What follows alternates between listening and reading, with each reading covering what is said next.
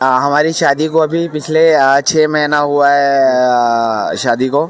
और हम लोग एक दूसरे को लगभग 2019 से जानते हैं।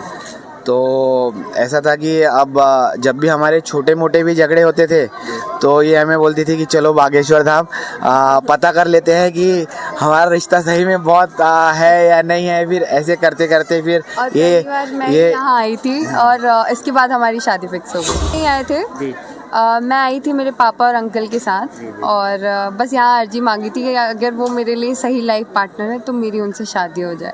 और जाने के बाद सच में हमारा रिश्ता फिक्स हो गया और शादी हो गई, पता भी नहीं चला, है ना। बिल्कुल वो अनबिलीवेबल चीज़ है कि वो बता देते हैं पहले से ही सारी चीज़ें, उनका नाम बता देते हैं, वो कहाँ से है वो भी बता देते हैं। सारी चीज़ जो है आस्था की है। आपके अंदर मन में अगर आस्था है तो वो होगा, अगर नहीं है आस्था तो नहीं होगा। ज़मीन से जुड़ी हुई है, ज़मीन से जुड़ी हुई है। जैसे हमारे गांव साइड है ना, हमारे रीवा सतना साइड की जो भाषा है उसको ज़्यादा वो प्रेफरेंस देते हैं, उस तरीके से बात करते हैं कि वो लोगों से जुड़ पाते हैं।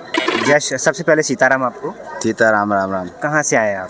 हम लोग नागपुर से हैं, गांव हमारा रीवा है। और अभी हम लोग इनका जो घर है वो मैहर में है, तो हम लोग अभी मैहर से यहाँ आ रहे हैं। आपका नाम जाने? मेरा नाम जितेंद्र तिवारी। और आपका? ज्योति तिवारी। तो आप साथ में ही हैं? हाँ, आप मेरी वाइफ हैं। अच्छा। तो आप कब से जुड़े हैं बागेश्वर धाम से? कैसे आपने जाना बागेश्वर धाम के बारे में? बागेश्वर धाम एक्चुअली हमारे यहाँ पे जीजाजी छतरपुर के पास रहते हैं, नौगांव में। तो वो उन्होंने चर्चा की, फिर वीडियो देखना स्टार्ट किया। और हमारा इवेंट का काम है तो हम खजुराहो में आते रहते, तो एक बार यहाँ पर आए, अच्छा लगा, तो फिर रेगुलर तब से आने लगे। और आप? मैंने तो पहली बार YouTube में देखा था उन्हें, और सीताराम बहुत ज़्यादा फेमस हो रहा था। और इसके बाद मैंने छोटी छोटी वीडियो देखना शुरू किया। वो पर्चा बताते हैं, पूरा नाम बताते हैं, खुद से ही बिना जाने किसी के बारे में, और खुद से ही बुला लेते हैं वो उन्हें नाम लेके। तो मुझे काफ़ी इंटरेस्ट था इसमें देखने में। लेकिन मेरे आसपास के जितने लोग थे जो मुझसे मिले हैं वो जा चुके हैं, उनका पर्चा निकल चुका है, तो उन्होंने मुझे बताया कि उनका क्या एक्सपीरियंस रहा। और सच में उनको बहुत मदद मिली है। वहाँ शास्त्री जी के पास जाने से तो है ही, बल्कि मंदिर में जाने से उन्हें और ज़्यादा प्रताप मिला है। उनके जो भी दुख थे, दर्द थे, परेशानियाँ थी, वो दूर हुई हैं। तो मुझे लगता है कि अगर लाइफ में कुछ आने वाला होगा ख़राब तो वो भी ठीक हो जाएगा, इसलिए हम लोग आते रहते हैं। आपके पड़ोस में कुछ ऐसे रहने वाले हैं जिनका पर्चा यहाँ पे बन चुका है, आपका ये कहना है? हाँ। तो उन्होंने जो भी आपने पूछा होगा, नॉर्मल चीज़ है, जब हम किसी चीज़ के बारे में जानते हैं या हमें पता चलता है तो हम सारी चीज़ें उनसे पूछने की कोशिश करते हैं कि जो आपके मन में था, क्या सारी चीज़ें उन्होंने सच बताई, या जो उसके बाद उन्होंने जो सॉल्यूशन दिया उसमें आपको आराम मिल रहा है कि नहीं मिल रहा है? तो कैसा अनुभव बताया उन्होंने? बिल्कुल वो अनबिलीवेबल चीज़ है कि वो बता देते हैं पहले से ही सारी चीज़ें, उनका नाम बता देते हैं, वो कहाँ से है वो भी बता देते हैं। सारी चीज़ जो है आस्था की है। आपके अंदर मन में अगर आस्था है तो वो होगा, अगर नहीं है आस्था तो नहीं होगा। अच्छा, आप क्या मानते हैं, यहाँ पर पर्चा बनने के बाद कृपा होगी या केवल बालाजी से जुड़ने के बाद कृपा होगी? देखिए, कृपा तो आपके अंदर मन में श्रद्धा होनी चाहिए। अगर आपके अंदर श्रद्धा है तो सब अच्छा ही होगा। ऐसा नहीं है कि पर्चा, देखिए पर्चा भरने से सिर्फ पर्चा भरने से नहीं होता है। गुरुजी ने बताया है कि पर्चा भरने के बाद उसका पालन भी करना है। सिर्फ पर्चा ही भरने से कि आपने पर्चा भर दिया और आपका सब ठीक होने लगा, ये ऐसा नहीं है। आपको पालन भी करना है, आपको धर्म के मार्ग में भी चलना है, तब सही होगा। हमारे जीवन में भी जो कठिनाइयाँ आती हैं, हम आते हैं, आशीर्वाद लेते हैं, तो सब नॉर्मल होने लगता है। अच्छा, आप इतने समय से जुड़े हैं तो आपके जीवन में कुछ बदलाव आया है बागेश्वर धाम से जुड़ने के बाद? देखिए, आप मेहनत करते रहिए, भगवान के ऊपर श्रद्धा रखिए, विश्वास रखिए और ईश्वर की भक्ति करते रहिए, आपको कभी दुख नहीं होगा। अच्छा, पूज्य गुरुदेव के विषय में आपके क्या विचार हैं? उनकी जो जीवन शैली है या उनका जो स्वभाव है लोगों के प्रति, भक्तों के प्रति, जो लोग बागेश्वर धाम पर आते हैं या कथा सुनने आते हैं? अभी मैं अपनी राय कह दूँ आपसे तो भारतवर्ष से पूछिए, देश विदेश में सब जगह श्री रामचंद्र जी का ये है। सनातन धर्म को लेके काफ़ी मोटिवेट कर रहे हैं, युवाओं को बहुत मोटिवेट किया है।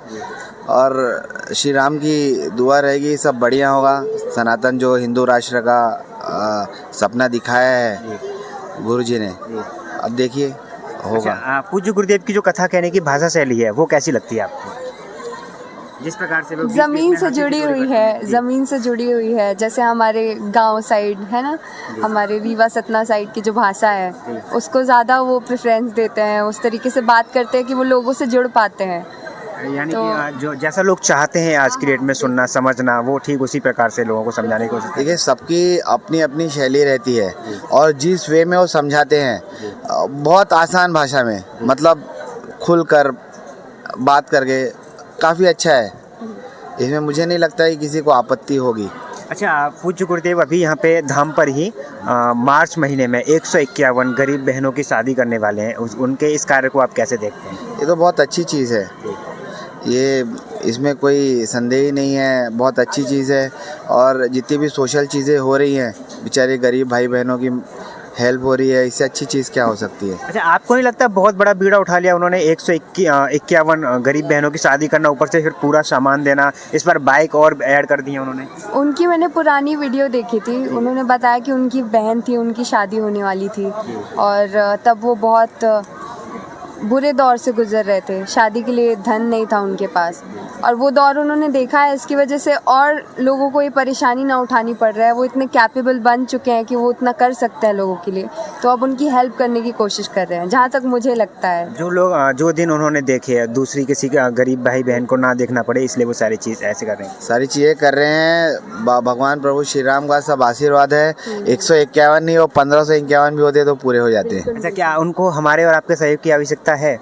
देखिए, सहयोग तो सभी का चाहिए, ये यानी कोई एक चीज नहीं है, लेकिन उनके साथ सहयोग नहीं, उनके साथ प्रचंड सहयोग है उनके साथ। अच्छा, एक बहुत प्यारा सा सवाल करूंगा आपसे, आप पूज्य गुरुदेव को कितना चाहते हैं? अब ये चाहत की कोई लिमिट नहीं होती है या कोई तराजू नहीं है नापने का, लेकिन उनके लिए श्रद्धा प्रेम अपार है हमारे दिल में।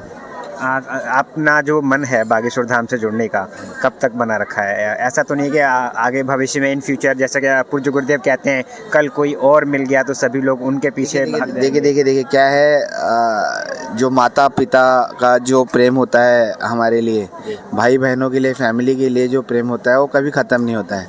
श्री बालाजी के लिए प्रेम कभी ख़त्म हो जाए, हनुमान जी के लिए ख़त्म हो जाए, श्री रामचंद्र जी के लिए ख़त्म हो जाए, ये तो असंभव है।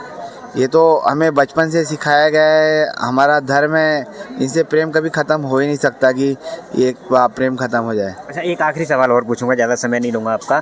अगर पूज्य गुरुदेव चाहें तो अपना जो जीवन है बड़े ही आराम से व्यतीत कर सकते हैं, धाम पे रह के, धाम पे कथा करके या दिव्य दरबार लगा के, लेकिन कहीं ना कहीं आपको ऐसा नहीं लगता कि जो पूज्य गुरुदेव जिस प्रकार से सनातन के बारे में बोलकर खुले मन से, खुले शब्दों में, और हिंदू राष्ट्र की जो बात सारी उन्होंने अपने लिए थोड़ी सी परेशानियाँ मोल ले ली हैं, या फिर उनका जो बिजी शेड्यूल है, आप देखते हैं कभी इधर भाग रहे हैं, कभी उधर भाग रहे हैं। आप पहली बात तो ये भूल जाइए कि किसी भी तरह की परेशानी है, गुरुजी को किसी भी तरह की कोई परेशानी नहीं है, और उनकी जीवन शैली है जो वो जैसा रहना पसंद करते हैं और बहुत नेचुरल है। वो चाहे तो कुछ भी कर सकते हैं, लेकिन वो उनकी शैली है और इसीलिए आज उनका कद इतना बढ़ा हुआ है।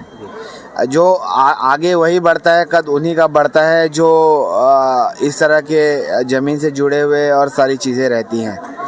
वो उन्होंने अपना ये छोड़ा नहीं। आज भी जिस कमरे में रहते हैं, आप लोगों ने सबने देखा होगा टीवी के माध्यम से, सोशल मीडिया के माध्यम से, आप जैसे भाइयों के माध्यम से, तो जीवन उनका बहुत सरल है और इसी में वो खुश है और उनकी खुशी में हम सबकी खुशी है। अच्छा, एक सवाल और करूंगा मैं, जैसा कि आपने बताया आप करीब 3 साल से बागेश्वर धाम से जुड़े हैं, आ रहे हैं जा रहे हैं, आपने बताया आप 1 साल से आ रहे जा रहे हैं, तो शादी से पहले जब बात हुई बागेश्वर धाम के बारे में कभी आपने, तो किसी ने, इन्होंने कभी इग्नोर किया था बागेश्वर धाम को? देखिए, हमारी शादी को अभी पिछले 6 महीना हुआ है शादी को, और हम लोग एक दूसरे को लगभग 2019 से जानते हैं।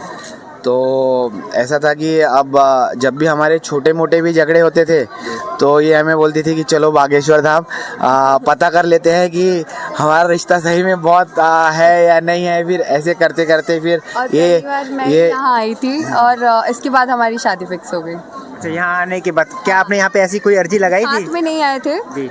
मैं आई थी मेरे पापा और अंकल के साथ, और बस यहाँ अर्जी मांगी थी कि अगर वो मेरे लिए सही लाइफ पार्टनर है तो मेरी उनसे शादी हो जाए, और जाने के बाद सच में हमारा रिश्ता फिक्स हो गया और शादी हो गई, पता भी नहीं चला, है ना। अच्छा, अब बालाजी की जो कृपा है, आपने जो मांगा था कि सही हो तो शादी हो जाए, अब आप अनुभव कर रहे हैं, तो बालाजी आपकी लाइफ में सही साबित हुए कि नहीं हुए? बिल्कुल सही साबित है। अच्छा, जो लोग अभी तक बागेश्वर धाम से नहीं जुड़े हैं उन्हें कोई संदेश देना चाहेंगे आप? आप आइए, और मैंने पहले ही कहा है कि श्रद्धा से बड़ी कोई चीज़ नहीं होती है। तो आपके मन में श्रद्धा रहेगी, आपके साथ सब अच्छा होगा। आप श्रद्धा लेकर आइए। श्रद्धा आप अगर हो ना हो, यहाँ पे आने के बाद आपके मन में ज़रूर आएगी। लाखों की भीड़ में पब्लिक आ रही है, कुछ ना कुछ तो बात होगी, कुछ ना कुछ तो बात होगी। यानी सभी को जोड़ना चाहिए बागेश्वर धाम। सभी से जुड़िए, सिर्फ बागेश्वर धाम से ही नहीं, सारे सनातन हिंदू धर्म जो है सबसे जुड़िए, बागेश्वर धाम से जुड़िए। 22 तारीख को श्री राम जन्मभूमि अयोध्या में अभी प्राण प्रतिष्ठा हो रही है। कृपया अभी 22 तारीख को तो सब घर से ही देखें। मोदी जी ने भी कहा है सब अच्छा होने वाला है। चलिए, बहुत बहुत धन्यवाद, बहुत अच्छा लगा आपसे बात करके। जय श्री सीताराम। जय जय जय सीताराम। जय सीताराम, जय श्री बंद।